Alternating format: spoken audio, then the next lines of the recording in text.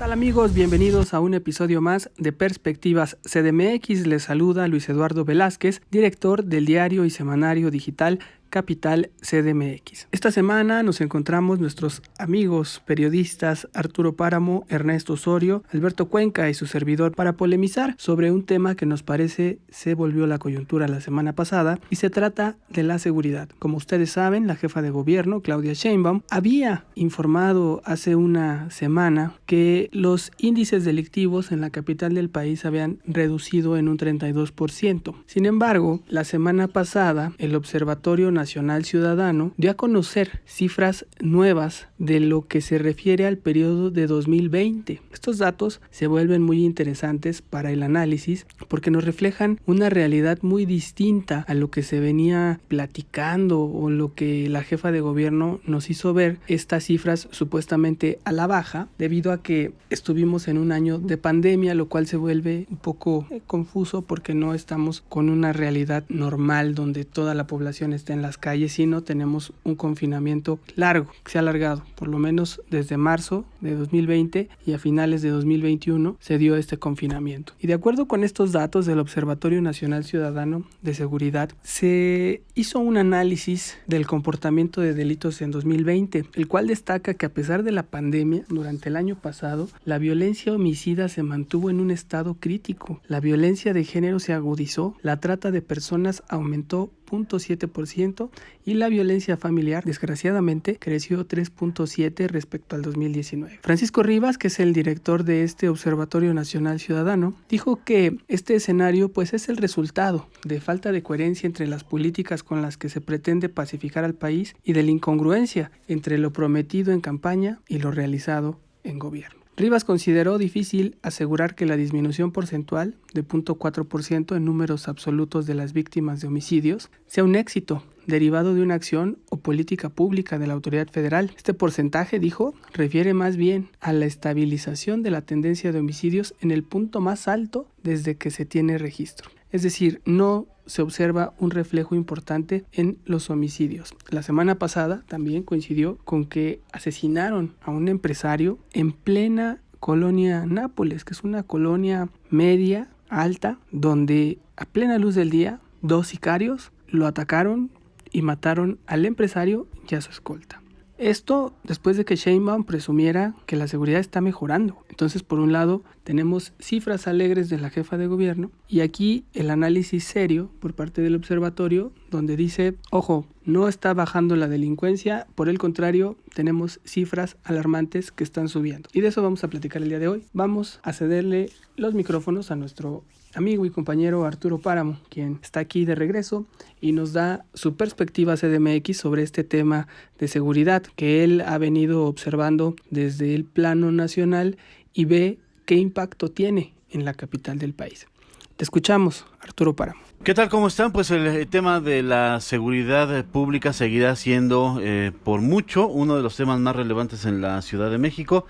Más allá de lo que estemos viendo por el COVID-19, la seguridad pues es algo que desde hace muchos años nos está afectando acá. Y lo digo porque el secretario de Seguridad Ciudadana de la Ciudad de México fue acusado recientemente de vínculos con algunos grupos de crimen organizado.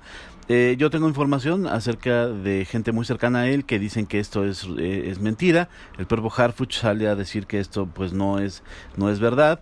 Y da también hace unos días el reporte de la violencia en la Ciudad de México. Y ahí, si bien se presumió que hay una baja en algunos de los delitos de mayor impacto en la Ciudad de México, yo quiero aquí hacer la salvedad. Llevamos ya cerca de un año en confinados. Es decir, si hay menos gente en la calle, evidentemente habrá menos asaltos en vía pública. Si hay menos autos circulando en la calle, habrá evidentemente menos autos robados en vía pública con o sin violencia. Si hay menos gente en la calle, evidentemente la cantidad de asesinatos que se cometen será menor. Es decir, estamos viviendo una etapa en la que los delitos no crecen, a pesar de que la gente en buena medida está guardada en su casa. Eso me lleva a pensar que una vez que pasemos esta etapa de la pandemia, cuando se llegue a una inmunización de la mayor parte de la población y que todos salgamos de nuevo a la calle, estos índices se van a disparar. Evidentemente estamos viviendo una ilusión de baja en la inseguridad. Cuando salgamos de nuevo todos a realizar nuestras actividades, esto se va a disparar. Es algo que yo puedo aventurar desde ahorita. Eso es lo que espero a lo largo del año. Durante todo el tiempo que estemos confinados, seguirán a la baja los índices de inseguridad, sobre todo los más importantes, los que ya comentábamos. Pero una vez que vayamos paulatinamente volviendo a la actividad, es inevitable que estos índices se disparen, porque además no estamos haciendo lo necesario en esta ciudad ni en el país para bajar los índices de inseguridad. En gobierno federal, por ejemplo, hay un estancamiento, pero en el gobierno federal también hay que señalar que no toman en cuenta que hay un confinamiento nacional. Entonces estamos en una situación grave, una situación difícil en materia de seguridad, a pesar de esta situación especial en que estamos viviendo. Gracias, Arturo Páramo. Grave lo que comentas, porque nos espera un panorama muy desolador. Estamos viendo un fenómeno en el que los delitos, al parecer, sí disminuyen o bien se estancan, pero parece ser una tendencia que solo se está generando por el hecho de la pandemia. Eso quiere decir que se puede agravar mucho la situación para el próximo año, y eso es lo que tendremos que estar analizando, este contraste de las cifras en pandemia y una vez que volvamos a la normalidad, sobre todo en una crisis económica sin precedentes. Vamos ahora con Ernesto Osorio, director de Gaceta Ciudadana. ¿Qué tal, Luis, amigos de Capital CDMX? Pues evaluar el tema de la inseguridad en estos momentos creo que es oportuno, dado que estamos arrancando el año.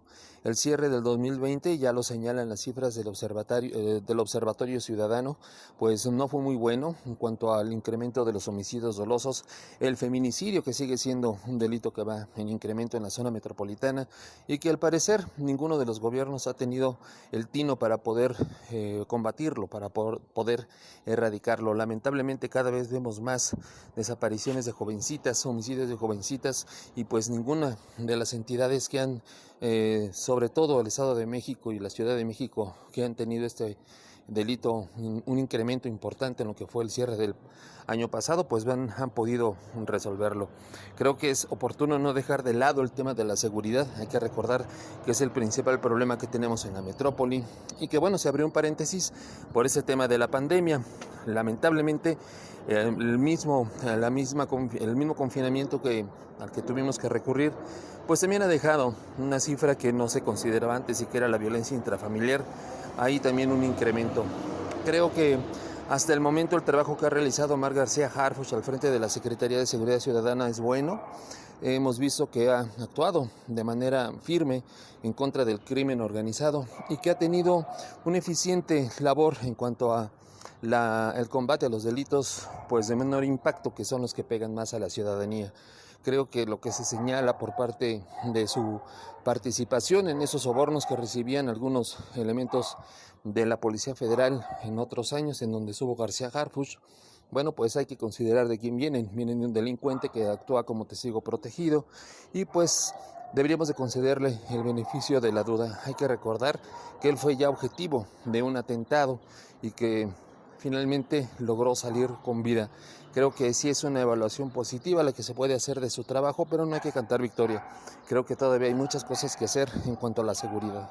Gracias, Ernesto Osorio. Sí, subrayas un tema muy importante, que es el de el jefe de la policía capitalina, Omar García Harfuch, que ha sido señalado por el caso de Ayotzinapa. Eso no quiere decir que pudiera estar interfiriendo ello en su desempeño como jefe de la policía, pero sí lo distrae de sus actividades. Vemos un jefe de la policía fuerte que ha estado trabajando y quizá haciendo lo que le corresponde, pero esta tarea de mejorar la seguridad en la capital del país debe de ser una estrategia integral. No solo es el jefe de la policía, también necesitamos reforzar el sistema de justicia, también el sistema judicial, para que efectivamente quienes caen por un delito tengan un debido proceso y permanezcan en la cárcel si es que cometieron un ilícito. Pero vemos que muchas veces hay detenciones importantes y estos delincuentes salen a las calles por la ineficacia de los ministerios públicos o por la corrupción que hay en el Poder Judicial.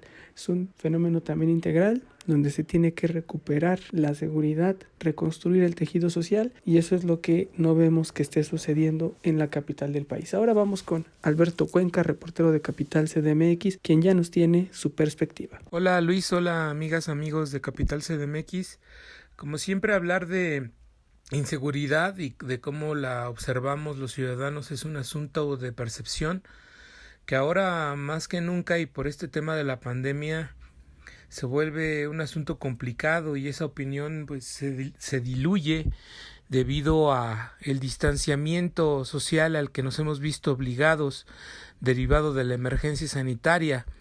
Es muy complicado decir y por lo tanto para las autoridades afirmar, aseverar con tal contundencia que han logrado reducir la inseguridad en la ciudad cuando pues por obvias razones hay menos gente en las calles.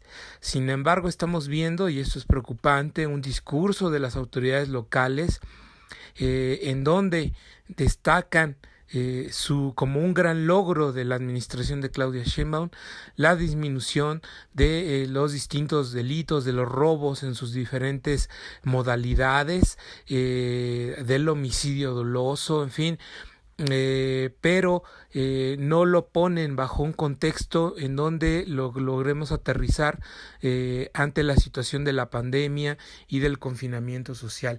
Vimos, por ejemplo, a un José Merino que en sus redes sociales destacaba que este es un asunto, un gran esfuerzo de la administración local. Omar García Harfuch salió a decir en una conferencia de prensa antes de que el periódico de Reforma señalara este vínculo que tuvo con el grupo de Guerreros Unidos allá en Guerrero cuando fue funcionario de la Policía Federal. Omar García Harfuch sale en esa conferencia a hablar de la disminución de la inseguridad y Claudia Sheinbaum a reiterar el mensaje diciendo que era parte del resultado de un gran trabajo de su gobierno. Entonces yo creo que ahí lo que veremos de aquí en adelante y por lo menos en este año electoral es a un gobierno local usando este tema con fines electorales para asegurar, destacar con todas esas letras que ellos han logrado reducir la inseguridad cuando no ha sido, sí quizás por una parte por su trabajo, pero en mayor parte por el tema de la emergencia sanitaria. Gracias, Alberto Cuenca. Ahí tenemos ya un panorama completo. Son las cifras que da el Observatorio Nacional Ciudadano, donde refleja una alza en los delitos. Tenemos la cifra alegre del gobierno de la ciudad de una caída en el índice delictivo. Veremos qué es lo que pasa cuando se regrese al semáforo verde, que esperemos sea ya cada vez más pronto en la capital del país y volvamos a la normalidad aquí en la Ciudad de México. Veremos el efecto real. Esperemos que este tiempo no se desaproveche y se trabaje mucho para hacer una seguridad de manera integral, donde de verdad se recupere el espacio público, se le quite espacio a la delincuencia y los ciudadanos de la capital puedan seguir libremente haciendo su vida en las calles de la Ciudad de México. Hasta aquí lo dejamos. Vámonos a las perspectivas de la semana.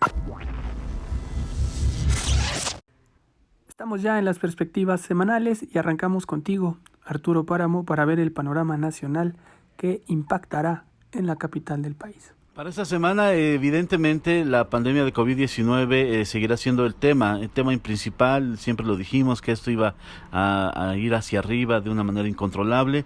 Estamos muy cerca del punto de saturación de los hospitales. De hecho, ya se vive. Es algo que no reconocen las autoridades, pero todos sabemos, todos tenemos historias, todos hemos leído en los medios en que trabajamos de gente que tiene que morir en casa porque no hay un hospital. Tiene que morir sin medicamentos porque hay escasez, tiene que morir sin oxígeno porque también hay un abuso y una escasez de ese producto. Estamos viviendo la etapa peor de la crisis. Está comenzando a echarse a andar el metro, pero hay que tomar en cuenta también que durante el tiempo en que estuvo el metro fuera de servicio, el transporte público no tiene las mejores condiciones sanitarias. El transporte terrestre, los autobuses, los microbuses que se usaron de manera alterna al metro, y ahí es muy probable que haya más contagios y por ello no va a descender la curva en ascenso de los contagios y desgraciadamente de fallecimientos por COVID-19. Gracias, Arturo Páramo, por tu perspectiva. Sin duda, la pandemia sigue siendo el foco de la agenda en el país y sobre todo en la capital del país. Vamos con Ernesto Osorio, director de Gaceta Ciudadana, con su perspectiva semanal. Y en cuanto a la perspectiva de la semana, pues lamentablemente seguimos en medio de este rebrote grave que tenemos no solamente en la zona metropolitana del Valle de México, sino en todo el país, en todo el mundo, este incremento del COVID-19. Creo que es una pandemia que ni siquiera los más expertos han podido dimensionar de qué tan grande puede llegar a ser las consecuencias que nos deje esta pandemia. Cada vez son más los enfermos, cada vez más los muertos y también cada vez menos las camas de hospital disponibles para poder atenderlos. Triste y lamentable la estrategia del gobierno de México, del gobierno de la ciudad, para afrontar esta pandemia. Creo que no es con justificaciones como lo han hecho últimamente tanto Claudia Sheinbaum como Andrés Manuel López Obrador, como se debe actuar frente a esto que estamos viviendo. Creo que lo que urge es ya una atención directa en materia de salud, y si no, lo vamos a ver en esta semana. Seguramente estaremos llegando a niveles que nunca imaginamos ver en la ciudad en cuanto a número de contagios y de muertos. Seguramente se saturarán los hospitales, dado que pues no existía esa planeación y ya van 2 veces que se cambia las perspectivas. Lo que el mismo gobierno de la ciudad considera puede llegar a ser el nivel más crítico de la pandemia en nuestra Ciudad de México. Creo que han sido rebasados por mucho, tanto la jefa de gobierno como el presidente López Obrador, y no nos queda más que cuidarnos nosotros mismos. No podemos prescindir de este gobierno, pero sí podemos actuar de nuestra propia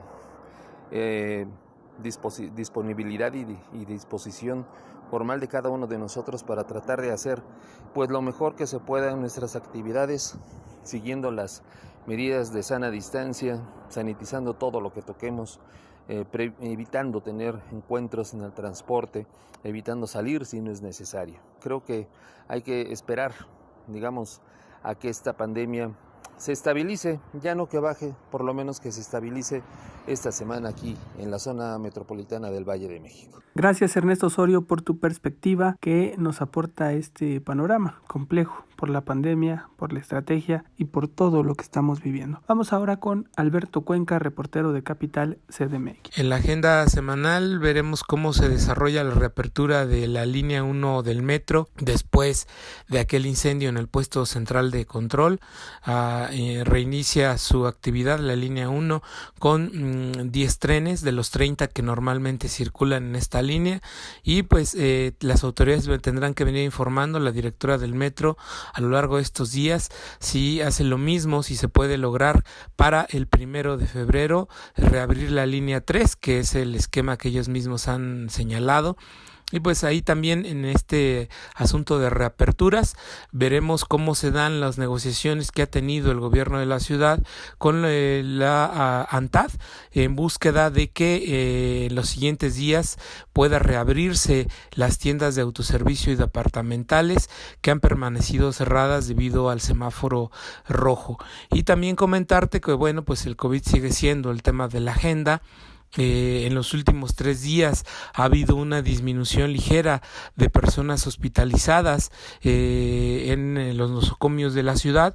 Ojalá esto pueda irse viendo como tendencia a lo largo de los siguientes días y semanas para que ya pues tener un poco de respiro luego de que se han registrado en la semana anterior los máximos históricos de decesos, de hospitalizaciones y de contagios en la capital del país. También comentarte que bueno, en temas legislativos, los diputados prepararán el regreso al periodo ordinario de sesiones que iniciará el próximo 1 de febrero, y pues veremos en estos días si los legisladores dan a conocer cuál es la agenda legislativa para este periodo ordinario de sesiones. También comentarte que el último día de enero, este 31 de enero, concluye el periodo de precampañas electorales.